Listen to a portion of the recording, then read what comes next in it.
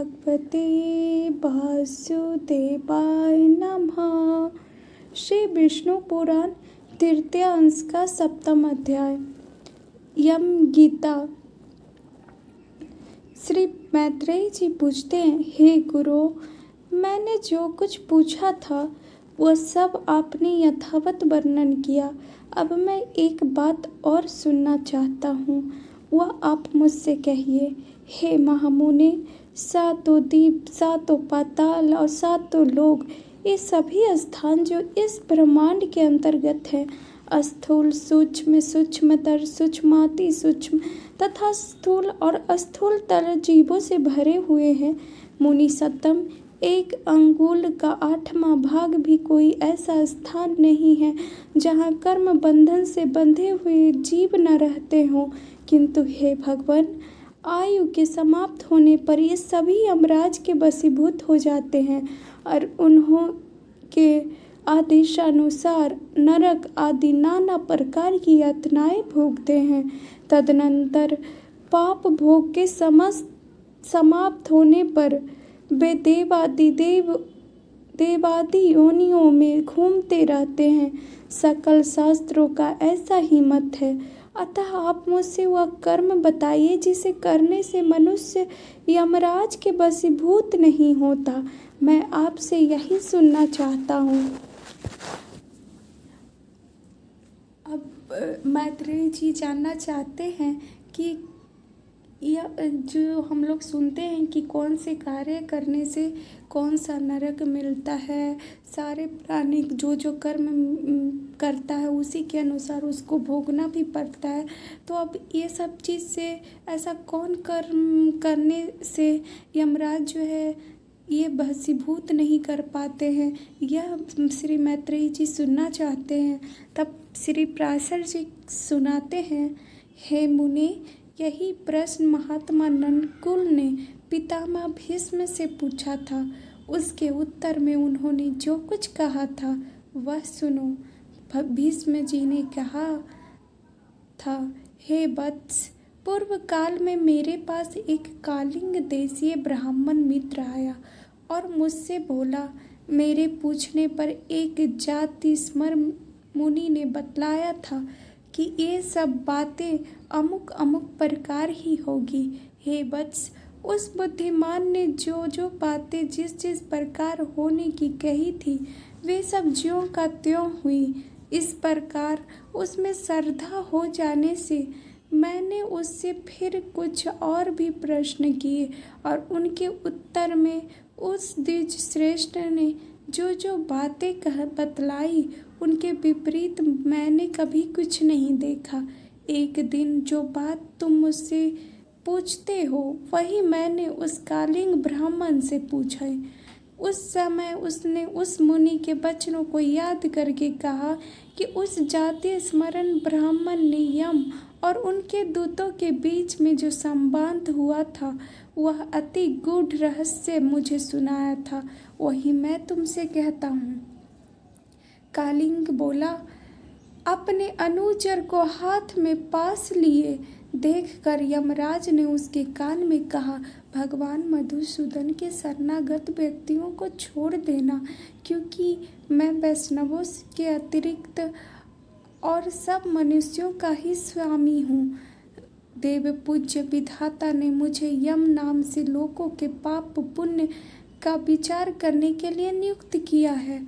मैं अपने गुरु श्री हरि के वशीभूत हूँ, स्वतंत्र नहीं हूँ।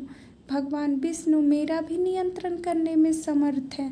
जिस प्रकार सुवर्ण भेद रहित और एक होकर भी कटक, मुकुट और कर्णिका आदि से के भेद से नाना रूप प्रतीत होता है, उसी प्रकार एक ही हरि का देवता, मनुष्य और पशु आदि नाना विध कल्पनाओं से निर्देश किया जाता है। जिस प्रकार वायु के शांत होने पर उसमें उड़ते हुए परमाणु पृथ्वी से मिलकर एक हो जाते हैं, उसी प्रकार गुण क्षोभ से उत्पन्न हुए समस्त देवता, मनुष्य और पशु आदि उसका अंत हो जाने पर उस सनातन परमात्मा में लीन हो जाते हैं जो भगवान के सुर बंदित चरण कमलों की परमार्थ बुद्धि से वंदना करता है। घृताहुति से प्रज्वलित अग्नि के समान समस्त पाप बंधन से मुक्त हुए उस पुरुष को तुम दूर से ही छोड़कर निकल जाना। यमराज के ऐसे वचन सुनकर पास हस्त यमदूत ने उनसे पूछा, प्रभु, सबके विधाता भगवान श्री हरि भक्त कैसा होता है? यह आप मुझसे कहिए। यमराज बोले, जो पुरुष अपने वर्ण धर्म से विचलित नहीं होता, अपने सुहृद और अपने विपक्षियों के प्रति समान भाव रखता है, किसी का द्रव्य हरण नहीं करता तथा किसी जीव की हिंसा नहीं करता, उस अत्यंत रागादि शून्य और निर्मल चलित व्यक्तियों को भगवान विष्णु का भक्त जानो। जिस निर्मल मति का चित्त कली कल्प स्वरूप मल से मलिन नहीं हुआ और जिसने अपने हृदय को श्री जनार्दन को बसाया हुआ है, उस मनुष्य को भगवान का अति भक्त समझो। जो एकांत में पड़े हुए दूसरों के सोने को देखकर भी उसे उस बुद्धि द्वारा तृण के समान समझता है और निरंतर भगवान का अनन्य भाव से चिंतन करता है, उस नर श्रेष्ठ को विष्णु का भक्त समझो। कहाँ तो स्फटिक गिरी शिला के समान अति निर्मल भगवान विष्णु और कहाँ मनुष्यों के चित्त में रहने वाले राग द्वेषादि दोष। इन दोनों का संयोग किसी प्रकार नहीं हो सकता। हिमकर चंद्रमा के कारण जाल में अग्नि तेज की उष्णता कभी नहीं रह सकती है। जो व्यक्ति निर्मल चित्त मात्सर्य रहित प्रशांत शुद्ध चरित्र समस्य जीवों को सुहृद प्रिय और हितवादी तथा अभिमान एवं माया से रहित होता है, उसके हृदय में भगवान वासुदेव सर्वदा विराजमान रहते हैं। उस सनातन भगवान के हृदय में विराजमान होने पर पुरुष इस जगत में सौम्य मूर्ति हो जाता है। जिस प्रकार नवीन साल वृक्ष अपने सौंदर्य ही भीतर भरे हुए अति सुंदर पार्थिव रस को बतला देता है, हे द्वित, यम और नियम के द्वारा जिनकी पाप राशि दूर हो गई है, जिनका हृदय निरंतर श्री अच्युतम में ही आसक्त रहता है तथा जिनमें गर्व अभिमान और मात्सर्य का लेस भी नहीं रहा है, उन मनुष्यों के तुम दूर से ही त्याग देना। यदि खड्ग शंख और गदाधारी अव्यात्मा भगवान हरि हृदय में विराजमान है तो उन पापनाशक भगवान के द्वारा उसके सभी पाप नष्ट हो जाते हैं। सूर्य के रहते हुए भला अंधकार कैसे ठहर सकता है? जो पुरुष दूसरों का धन हरण करता है, जीवों की हिंसा करता है तथा मिथ्या और कटु भाषण करता है, उस अशुभ कर्मोन्नोत्तम दुष्ट बुद्धि के हृदय में भगवान अनंत नहीं टिक सकते। जो कुमति दूसरों के वैभव को नहीं देख सकता और दूसरों की निंदा करता है, साधु जनों का अपकार करता है तथा संपन्न होकर भी न तो श्री विष्णु भगवान की पूजा ही करता और न ही उनके भक्तों को दान ही देता है, उस अधम के हृदय में श्री जनार्दन का निवास कभी नहीं हो सकता। जो दुष्ट बुद्धि अपने परम सुहृद बंधु बांधव स्त्री पुत्र कन्या पिता और भृतवर्ग के प्रति अर्थ तृष्णा प्रकट करता है, उस पापाचारी को भगवान का भक्त मत समझो। जो दुर्बुद्धि पुरुष असत्य कर्मों में लगा रहता है, नीच पुरुषों के आचार और उन्हीं के संगम में उन्मत्त रहता है तथा नित्य प्रति पापमय कर्म बंधन से ही बंधता जाता है, वह मनुष्य रूप पशु ही है। वह भगवान वासुदेव का भक्त नहीं हो सकता। वह सकल प्रपंच और मैं एक परम पुरुष परमेश्वर वासुदेव ही हैं।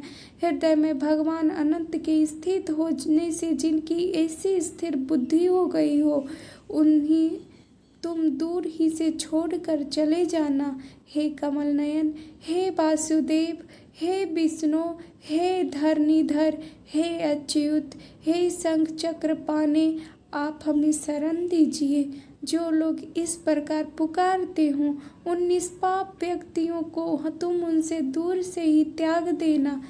जिस पुरुष श्रेष्ठ को अंतःकरण में अव्ययात्मा भगवान विराजते हैं, उसका जहाँ तक दृष्टिपात होता है वहाँ तक भगवान के चक्र के प्रभाव से अपने बल वीर नष्ट हो जाने के कारण तुम्हारी अथवा मेरी गति नहीं हो सकती। वह महापुरुष तो अन्य वैकुंठादि लोकों का पात्र है। कालिंग बोला, हे कुरुष पर अपने दूत का शिक्षा देने के लिए सूर्यपुत्र धर्मराज ने उससे इस प्रकार कहा। मुझसे यह प्रसंग उस जातिम्स्वर मुनि ने कहा था और मैंने यह संपूर्ण कथा तुमको सुना दी है। श्री भीष्म जी बोलते हैं, हे नकुल, पूर्व काल में कलिंग देश से आए हुए उस महात्मा ब्राह्मण ने प्रसन्न होकर मुझे यह सब विषय सुनाया था। हे वत्स, वही संपूर्ण वृत्तांत जिस प्रकार की इस संसार सागर में एक विष्णु भगवान को छोड़कर जीव का और कोई भी रक्षक नहीं है, मैंने ज्यों का त्यों तुम्हें सुना दिया। जिसका हृदय निरंतर भगवत परायण रहता है, उसका यमदूत, यमपाश, यमदंड अथवा यम यातना कुछ भी नहीं बिगाड़ सकते। श्री पराशर जी सुनाते हैं, हे मुने, तुम्हारे इस प्रश्न के अनुसार जो कुछ यम ने कहा था वह सब मैंने तुम्हें भली प्रकार सुना दिया। अब और क्या सुनना चाहते हो? जब श्री मैत्रेयी जी सुनना चाहते थे कि यमराज से कैसे मुक्ति पाए, मतलब कि यम जी जो अपने कर्मों के लोग जो भोगते हैं कर्म के अनुसार, उस चीज़ से यमराज से कैसे छुटकारा पाए, तब श्री पराशर जी बताते हैं भीष्म जी को जो कलिंग इसके राजा ने सुनाया था कि जो व्यक्ति अपने दिल में, अपने हृदय में श्री जनार्दन, श्री भगवान विष्णु, श्री हरि का चिंतन करता है, अनंत चिंतन करता है, उससे यमराज जी दूर रहते हैं, उन्हें परेशान नहीं करते हैं, उन्हें सब पापों से मुक्ति मिल जाती है। ऐसा वर्णन था।